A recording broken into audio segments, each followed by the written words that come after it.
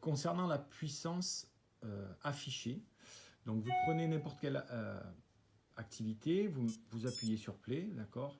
Et là, vous avez votre capteur de puissance. Donc moi, vous voyez, je marque une puissance moyenne sur les 10 secondes glissées.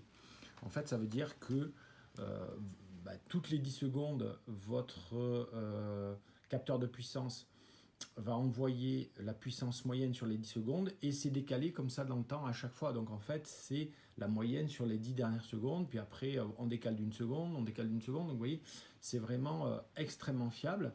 Donc pour avoir ce choix-là, en fait, vous sélectionnez des fenêtres où vous voulez avoir une information. D'accord? Donc moi, je l'ai marqué ici à puissance. Je maintiens appuyé puisque j'ai un capteur qui est tactile, et il va me donner la possibilité, si je rappuie, de choisir qu'est-ce que je veux mettre là-dedans. Donc soit il y a les plus populaires, soit je vais descendre, aller voir les notions de puissance, les différentes options que j'ai. D'accord? Puissance, donc hop, puissance. Là, il y a la puissance, quand il dit rien, c'est la puissance instantanée. Donc là, vous allez avoir des données qui vont dans tous les sens et c'est absolument intraductible.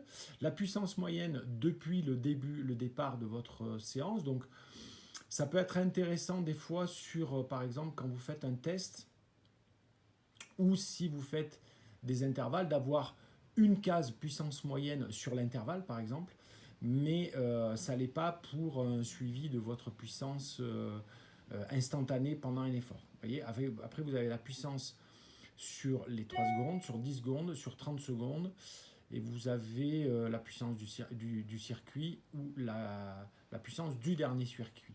Donc ça, c'est intéressant quand vous faites des laps et que vous voulez voir, par exemple, que sur un intervalle, vous voulez avoir une puissance moyenne sur 4 minutes.